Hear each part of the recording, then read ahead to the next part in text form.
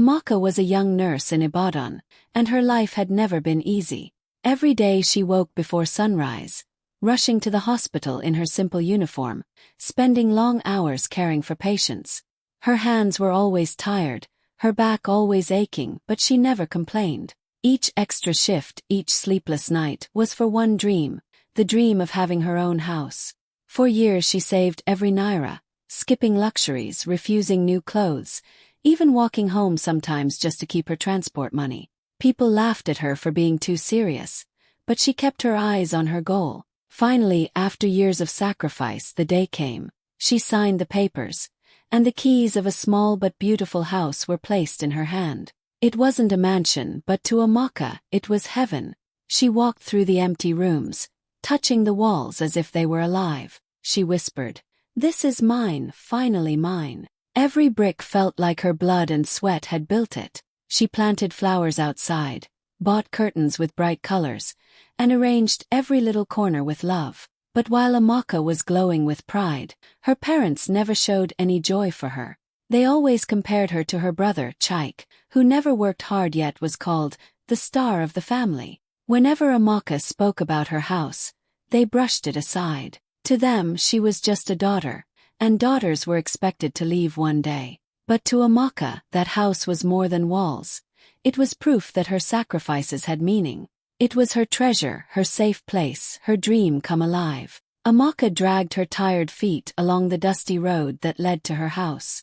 She had just finished another long night shift at the hospital. Her eyes were heavy, her body weak, but her heart was light because she was finally going home to the one place that gave her peace, her precious house. She imagined lying on her bed, the smell of the little flowers she planted at the entrance welcoming her, the quiet walls holding her in safety. But as she turned the corner, her smile froze. There were trucks parked outside her gate. Men were carrying furniture inside. A strange woman stood at the door giving instructions. Amaka blinked, thinking maybe she was too tired and seeing wrongly. But no, it was real. Strangers were inside her home. Panic rushed through her chest. She dropped her bag and ran forward. "Excuse me. What are you doing in my house?" she cried, her voice breaking. The woman turned, frowning. "Your house. This house was sold to me. Check the papers." Amaka's heart pounded. Sold? By who? That's impossible. She pushed past the movers and entered. The walls that once carried her laughter now looked like a battlefield. Her curtains were being pulled down, her little kitchen items pushed aside like trash. She felt like someone was tearing her soul apart. The woman handed her a folder. Amaka's hands shook as she opened it. There it was, an agreement of sale. Her parents' signatures sat boldly at the bottom. Not hers. Not once did they even ask her. Her vision blurred with tears. "No, this can't be true," she whispered, sinking to her knees. The buyers stared at her, confused, but she couldn't move. The ground felt like it had opened beneath her. The house she built with sweat, the house she sacrificed her youth for, was stolen from her by the very people she called her own. She stumbled back outside, clutching the papers to her chest. Her neighbors gathered, whispering. Some shook their heads with pity, others too shocked to speak. Amaka's whole world collapsed in that moment. She felt betrayed, abandoned, crushed. The parents who should have protected her had sold her future behind her back. Standing there in the street, her body trembling, she realized this pain was worse than any exhaustion, worse than any hunger she had ever faced. Because wounds of the body heal, but wounds of betrayal cut into the soul. And now she had nowhere to go. Her house, the symbol of her strength, was gone, and the people who took it were the ones who had given her life. Amaka did not sleep that night. She sat on the floor of her friend's small apartment, staring at the sale papers again and again, her tears soaking the ink. She felt anger boiling inside her, mixed with pain so deep it made her chest heavy. By morning, she could not hold it anymore. She needed answers. She needed to look her parents in the eyes and hear why they had done this to her. When she reached their house, her mother was sitting on the veranda, peeling vegetables. Her father read the newspaper. They looked calm, as if nothing had happened. Amaka's voice shook as she spoke. "Papa, Mama, why did you sell my house without telling me?" Do you know what you've done to me? Her father lowered the paper slowly, his face expressionless. Her mother sighed, avoiding her eyes. For a moment, Amaka thought they would apologize, maybe even cry with her. But instead, her father's words came cold and sharp. We did it for Chaik. Amaka froze. What? Her mother dropped the vegetables and spoke as if explaining something ordinary. Your brother needs it more. He is the real future of this family. You will marry one day, and your husband will provide for you. What do you need a house for? The words hit Amaka like a knife twisting inside her chest. She staggered back, clutching her heart. So my years of working, saving, suffering meant nothing to you? You just gave everything to Chaik. Her father's voice grew firm. Chaik is a man. A son carries the family name. You're just a daughter. Be grateful we raised you at all. Amaka's lips trembled. She remembered every night she walked home hungry, every time she stayed late at the hospital, all the time she told herself, one day, it will all be worth it. And now the people she trusted most had destroyed it all without shame.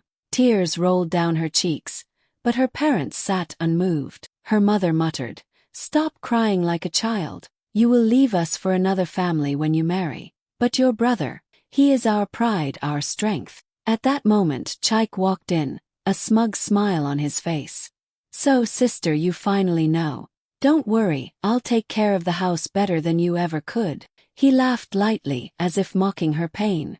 Amaka's knees weakened. She wanted to scream, to shake them, to beg them to see her worth. But no words could break their wall of favoritism. She stood there, shattered, staring at the family who chose to crush her dreams for the sake of her brother. Finally, with a voice barely above a whisper, she said, "One day, you will see that you did not just sell a house, you sold your daughter's heart." Then she turned away, her tears blinding her path, knowing the wound they gave her could never be undone. Amaka carried her small bag to her friend Ngozi's apartment, her eyes swollen from crying. Ngozi welcomed her with open arms.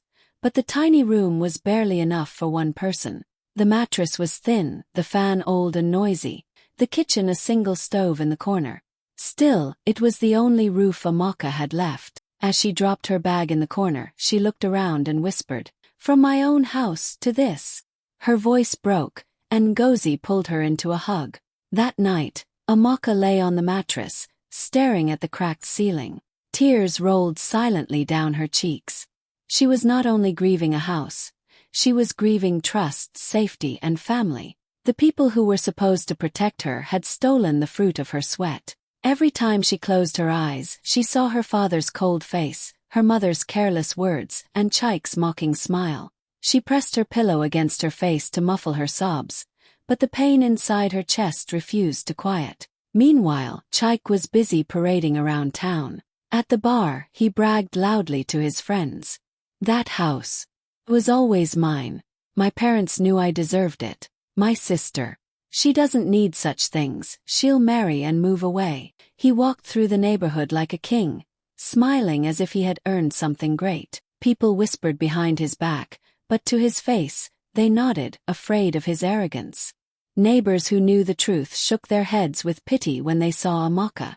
Some came to her quietly and said, "We are sorry for what your family did. You deserved better."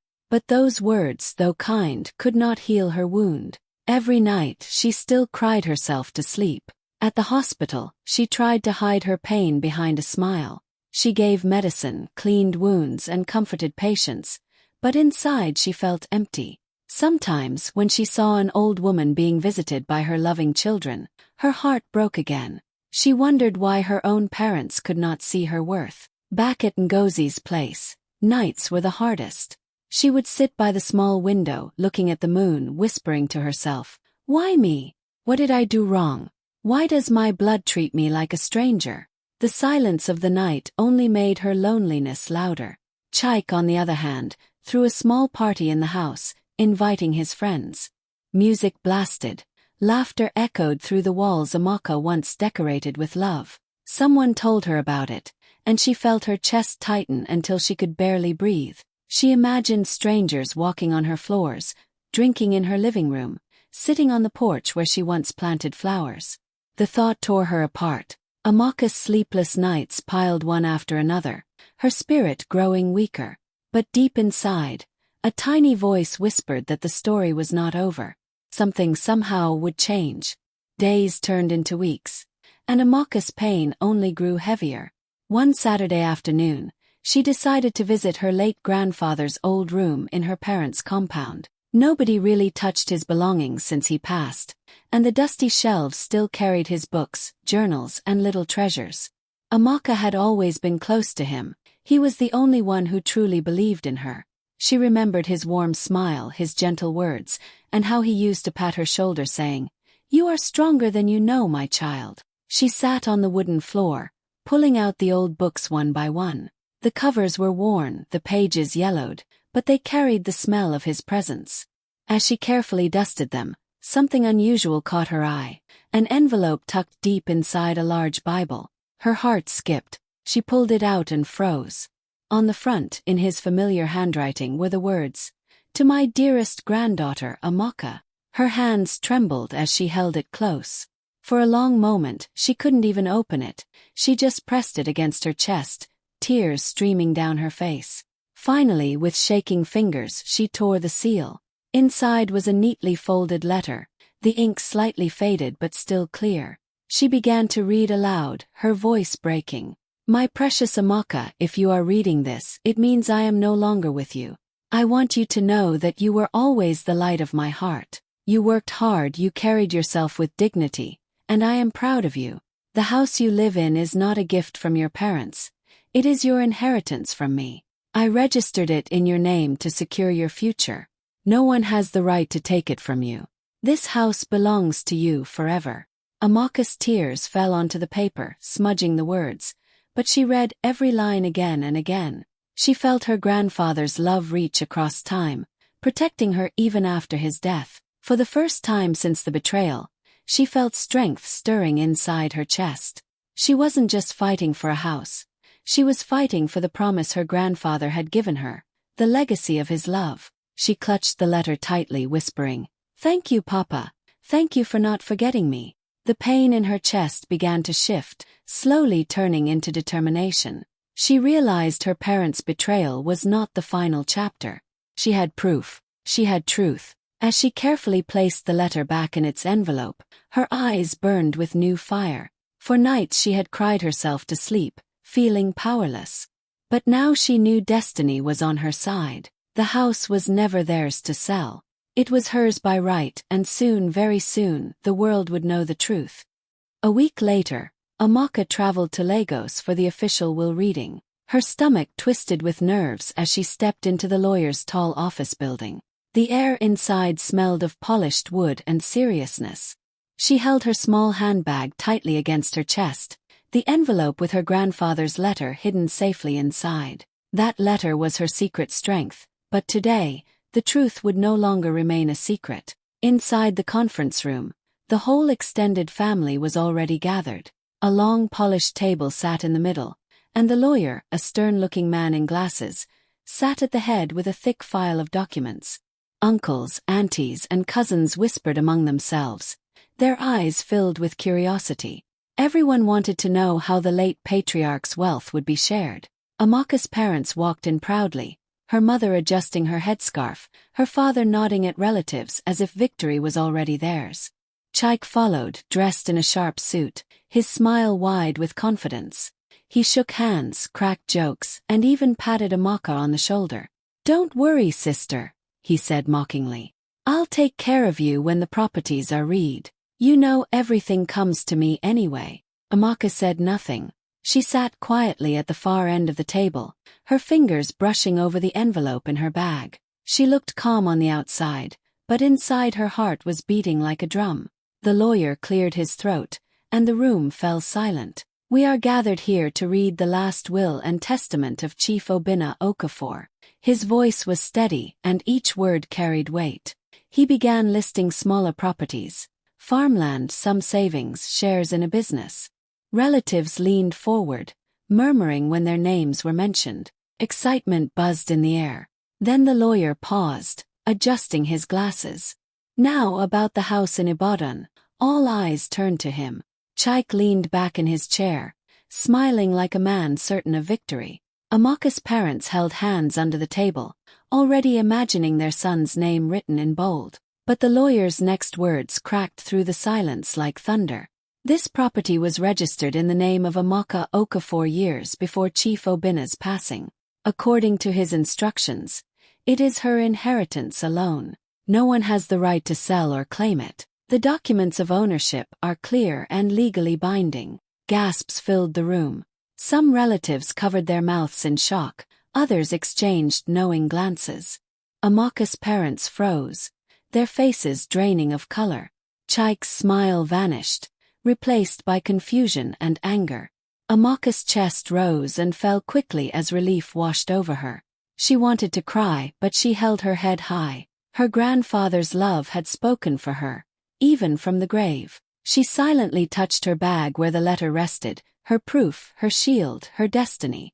The lawyer's voice echoed through the quiet room. This Ibadan property was registered in the name of Miss Amaka Okafor years ago, under the instruction of her grandfather, Chief Obina Okafor. It is her inheritance and hers alone. Any attempt to sell it without her consent is unlawful. For a moment, silence swallowed the room. Then came a wave of gasps and whispers. Aunties leaned closer to each other. Uncles shook their heads in disbelief, and cousins' eyes widened. The air was thick with shock. Amaka sat frozen, her heart pounding so loud she thought everyone could hear it. She saw the lawyer hold up the official documents, her name clearly printed on them. Proof. Real undeniable proof. Her throat tightened as tears threatened to spill. All those sleepless nights, all those cries into her pillow, suddenly they felt lighter. Her parents' faces told another story. Her mother's lips parted, but no words came out. Her father's hands trembled slightly, the confidence he wore like a crown now gone. Chaik, who had been leaning back with a smug grin moments ago, shot up from his seat. "This is a mistake," he shouted, slamming his palm on the table. "That house was sold to me. Everyone knows I am the heir. This can't be true." The lawyer looked at him calmly. "There is no mistake. Your grandfather was very clear. The house belongs to Amaka. The sale was invalid because the sellers had no right. What your parents did was fraudulent." Gasps again. An aunt shook her head, whispering, "Fraud their own daughter?" Chaik's face turned red. He pointed at Amaka. "She tricked him. She must have forced him when he was weak. My sister doesn't deserve that house." Amaka's chest burned. For the first time she stood up and spoke, her voice trembling but strong. "Don't you dare insult me, Chaik. I worked for that house. I sacrificed everything for it. And Papa gave it to me because he saw my worth, even when all of you refused to see it." Her mother finally spoke, her voice shaking. "But you are a daughter, Amaka. How can a daughter inherit while a son is left out?" The lawyer cut in firmly. "Chief Obina chose based on love and wisdom, not tradition. The law recognizes Amaka as the rightful owner. That is final." The room fell into uneasy silence. Relatives shifted uncomfortably, some nodding in agreement, others avoiding eye contact with Amaka's parents. A few even whispered, "Chief knew what he was doing. She earned it." Amaka sat back down, her hands gripping the letter in her bag. She wanted to weep with relief, but she kept her head high. For the first time she felt seen, not as just a daughter but as a person with worth, with rights, with destiny. The room exploded with voices after the lawyer's words. Relatives leaned across the table, some clapping their hands in approval, others shaking their heads in disbelief. The tension was thick, like fire about to spread. One uncle leaned back in his chair and said loudly, "Chief was wise. He saw the strength in Amaka. She deserved that house." A few nodded in agreement. An aunt added softly, "Yes, she worked harder than anyone. He simply rewarded her sacrifice."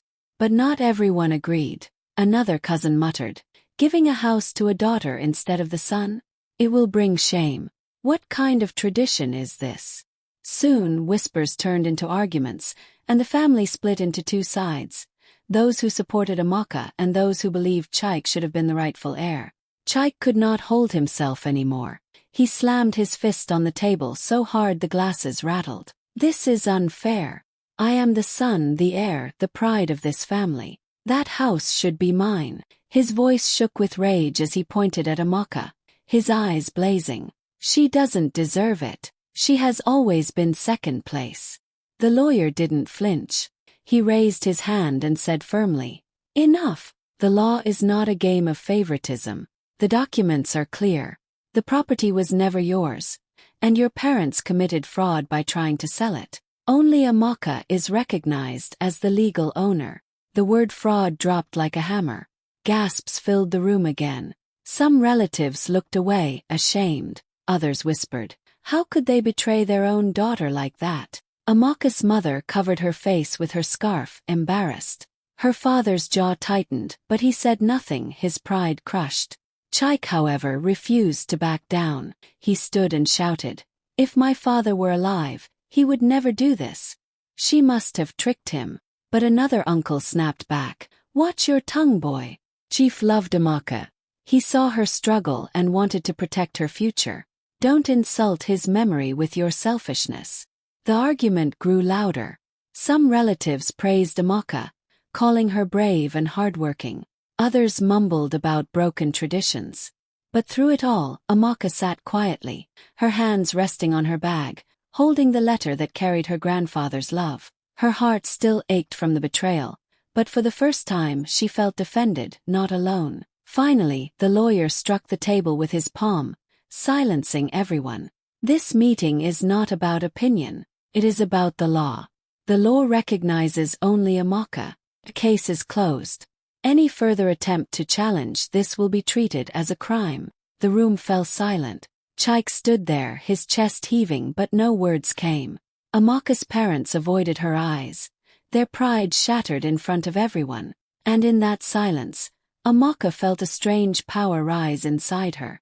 The truth had spoken, and no one, not even her own blood, could erase it. When the lawyer finally handed Amaka the official documents, she held them in her trembling hands like a crown of victory. Her eyes burned with tears, but this time they were not tears of pain, they were tears of relief. The house was hers again. Her grandfather's promise had been honored, and justice had spoken louder than betrayal. When she returned to Ibadan with the papers, the whole neighborhood gathered. People had heard the story, how her own parents had sold the house behind her back, and how the truth had been revealed. Children ran ahead shouting, "Amaka is back! The house is hers!" Neighbors clapped for her as she walked through the gate. Some hugged her, others raised their hands in respect. One old woman said proudly, "This is the girl who fought blood with truth." Amaka smiled through her tears. For weeks she had walked with her head down, carrying shame and pain. Now she walked tall.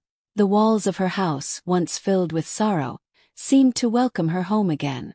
But this time she wasn't just returning, she was rising. The first thing she did was clean the house from top to bottom. Every room, every corner, every flower bed. She repainted the walls, repaired broken furniture, and planted even more flowers by the gate. But as she worked, a new dream grew inside her heart. She knew this house wasn't just for her. It was meant to heal others the way it had healed her. So she made a bold decision. She turned part of her home into a free clinic for the poor. She cleared 2 rooms, bought medical supplies with her savings, and invited people from the neighborhood to come for treatment. Soon, patients began to arrive, children with fevers, women needing checkups, old men with wounds. Amaka treated them all with gentle hands and a warm smile. Word spread quickly. People came from nearby streets and villages, calling her house a place of healing. Mothers blessed her, fathers prayed for her, children laughed in her compound. The same house that had once been stolen became a house of hope. Each night, Amaka sat by the window, listening to the voices outside, her heart full. She thought of her grandfather and whispered, "Papa, you were right. This house was not just for me. It was for everyone." The same neighbors who once pitied her now celebrated her strength. They no longer saw her as the daughter rejected by her family, but as the woman who stood up for herself and turned her pain into purpose. Her story became a lesson in the town, that truth cannot be buried, and destiny cannot be stolen. Amaka knew her scars would always remain, but they no longer defined her. She had risen from betrayal, stronger than ever, carrying not only her own dreams but the dreams of all who walked through her doors. The day of the clinic's opening arrived, and Amaka stood at the front gate of her house, now painted bright and full of life. Balloons and ribbons decorated the entrance, and a crowd had gathered: neighbors, patients, church members, and even journalists who had heard her story. The sun shone gently on her face as she held the scissors in her hand, her white nurse's coat glowing like armor. Cameras flashed as she cut the red ribbon. The crowd erupted in cheers, children clapped, and some women ululated with joy. Reporters pushed forward, microphones stretched toward her. One asked loudly, "Amaka, what do you say to those who betrayed you, the ones who tried to take this from you?" The crowd hushed. All eyes turned to her. Amaka took a deep breath, her smile calm but powerful. Her voice rang clear. "They tried to sell my future, but destiny is not for sale." The words hung in the air like fire. The crowd erupted again, this time louder, people shouting, "Yes! Yes!" Some clapped, others wiped tears from their eyes. The cameras captured every second. Within hours, the clip spread online across Nigeria, then across Africa. Millions watched her stand tall in front of her clinic, speaking words that carried the weight of every betrayal, every injustice, every broken dream. Young women called her a hero. Struggling workers said her story gave them hope. Even men nodded, saying, "That girl fought with truth." As the cheers echoed around her, Amaka looked up at the sky and whispered softly, "Thank you, Papa."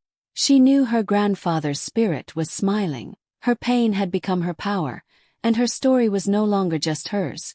It belonged to everyone who believed that destiny cannot be stolen.